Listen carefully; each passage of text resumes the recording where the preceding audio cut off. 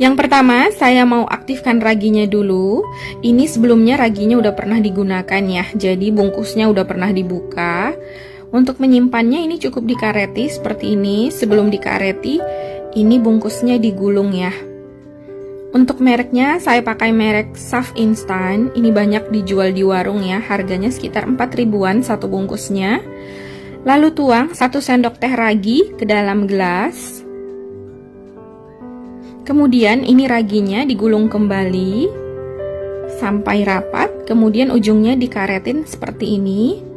Lalu simpan dalam wadah tertutup rapat dan simpan kembali ke dalam kulkas ya.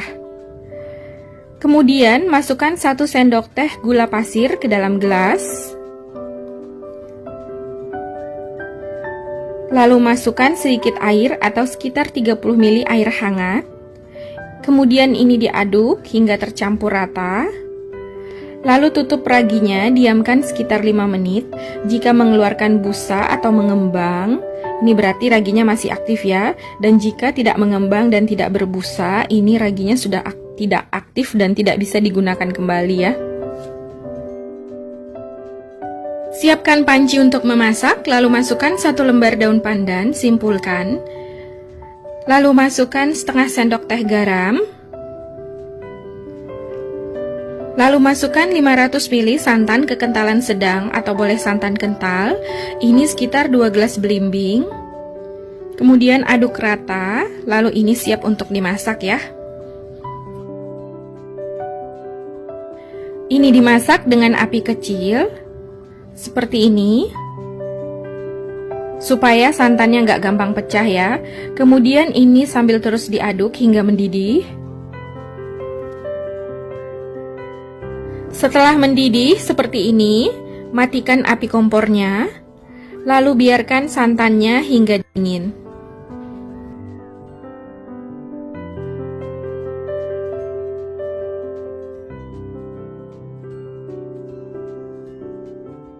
Siapkan 1 buah wadah, lalu masukkan 250 gram tepung beras. Kalau untuk takaran sendok ini nggak tinggi seperti ini dan nggak rata juga seperti ini ya, tetapi cembung seperti ini.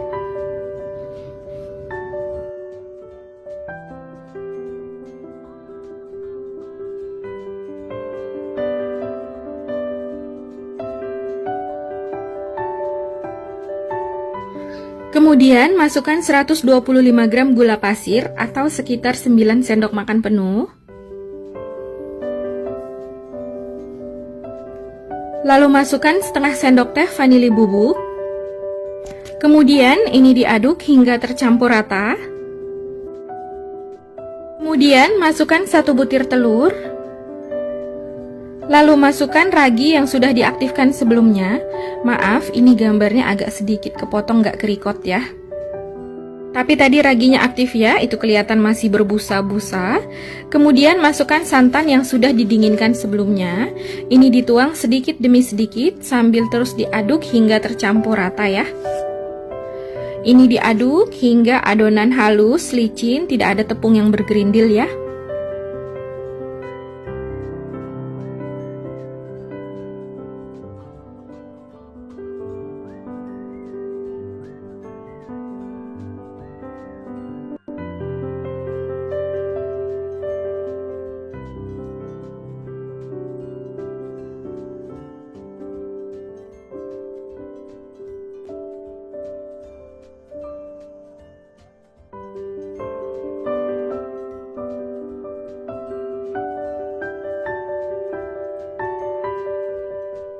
Setelah adonan tercampur rata, kemudian tutup adonan menggunakan kain atau serbet bersih. Ini didiamkan sekitar 1 jam ya.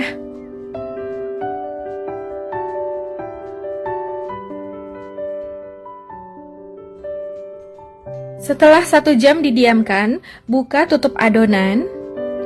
Kemudian aduk kembali adonan hingga tercampur rata. Lalu ini siap untuk dimasak ya.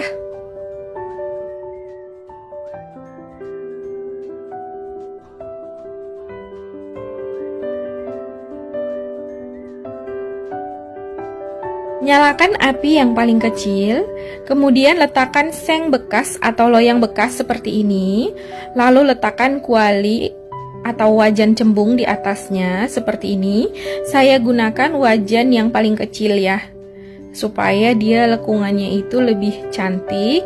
Jadi kalau punya wajan, gunakan wajan yang paling kecil dan paling tebal ya, seperti ini. Nah, selain menggunakan seng bekas, ini boleh juga dialasi dengan tatakan kukusan seperti ini. Ini tujuannya supaya api nggak langsung kena ke wajan ya, jadi kuenya nggak gampang gosong.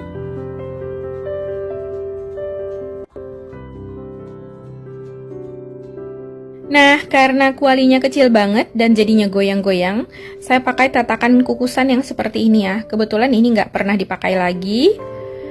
Kemudian letakkan kuali di atasnya, seperti ini.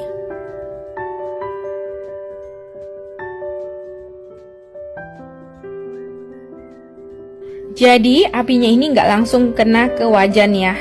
Jadi tatakan kukusannya yang kena ke api, kemudian bawah kuali ini yang kena ke tatakan. Jadi ada perantara gitu ya. Jadi api nggak terlalu jauh dan nggak terlalu dekat juga. Kemudian tunggu hingga kualinya panas. Ini saya nggak olesi margarin atau minyak ya. Kemudian tuang adonan serabi. Lalu ini ditekan sendoknya membentuk putaran agar muncul pinggiran seperti ini, membentuk seperti rendah. Kemudian ini ditutup. Ini saya tutup menggunakan tutup kaca agar kelihatan lebih jelas ke dalam ya. Kemudian ini dimasak hingga serabinya matang dan mengering, bagian atasnya mengering ya. Apinya jangan dibesarkan, sabar aja ya memasaknya. Setelah beberapa menit memasak, ini kuenya akan sedikit mengembang ke atas, dan ketika bagian atasnya ini mulai sedikit mengering, taburi topping sesuai selera secukupnya. Boleh pakai nangka, pisang, atau meses. Kemudian boleh selipkan daun pandan agar kelihatan lebih cantik ya. Lalu ini ditutup kembali. Lanjutkan memasak hingga bagian atasnya ini mengering ya. Setelah bagian atasnya ini mengering seperti ini kue serabinya udah mateng ya. Kemudian angkat dan keluarkan dari kuali. Ini saya menggunakan sendok seperti ini. Nah, ini dia hasilnya cantik banget ya. Kelihatan? Selanjutnya, masak sisa adonan, caranya sama seperti sebelumnya. Tadi ini apinya nggak saya matikan ya, jadi otomatis wajannya ini masih panas. Kemudian tuang adonan secukupnya. Ini saya menggunakan sendok sop yang besar. Jadi ini sekitar 1 sendok sop yang besar itu ya. Kemudian ini dituang, lalu sendoknya ditekan ke adonan sedikit agar membentuk renda atau pinggiran seperti ini. Kemudian ini ditutup. Setelah bagian atasnya mulai mengering, taburi topping sesuai selera, boleh pisang atau nangka. Kemudian tutup lagi, masak hingga bagian atasnya mengering. Jadi kuenya ini nggak saya selipkan daun pandan ya. Jadi mau diselipkan daun pandan sesudah dimasak atau setelah adonan mengering juga boleh ya. Jika menggunakan topping yang lain, caranya sama, itu dituang setelah bagian atas kuenya itu setengah mengering ya.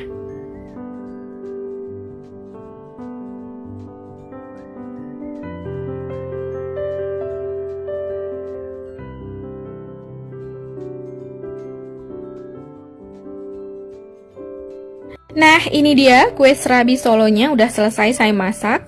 Satu resep ini menghasilkan 12 kue serabi ya. Seukuran telapak tangan saya, sekitar seperti ini ya. Sekarang saya mau cobain, ini saya mau lihatkan bagian dalamnya. Kelihatan ini warnanya cantik banget ya. Warnanya putih bersih seperti beras, karena ini menggunakan tepung beras ya. Bagian pinggirannya ini cantik banget rendanya crispy ya kelihatan. Untuk bagian dalamnya ini kelihatan seratnya cantik banget. Dan ini berasa lembut banget ya. Seratnya ini cantik banget ya. Ini dihasilkan karena menggunakan ragi. Cantik banget, persis bika. Untuk bagian belakangnya, ini kelihatan ya, nggak gosong sama sekali, masih kecoklatan. Ini karena menggunakan alas atau tatakan kukusan, jadi kuenya ini nggak rawan gosong ya. Dan saya menggunakan api kecil, jadi matangnya ini merata sampai ke dalam. Jadi matangnya ini sempurna ya, sampai ke dalam, cantik seperti ini. Ini kuenya ini sebaiknya dimakan selagi hangat ya, supaya masih berasa lembutnya. Ini lembut banget ya. Sekarang saya mau cobain. Bismillahirrohmanirrohim.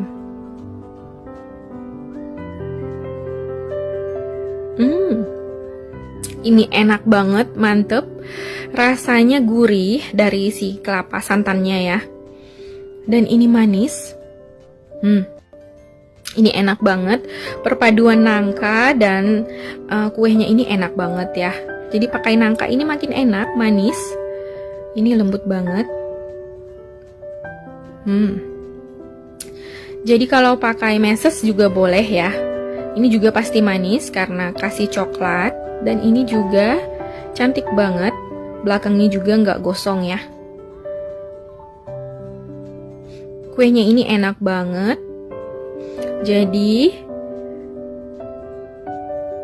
wajib dicobain ya. Ini enak banget. Mantep. Recommended.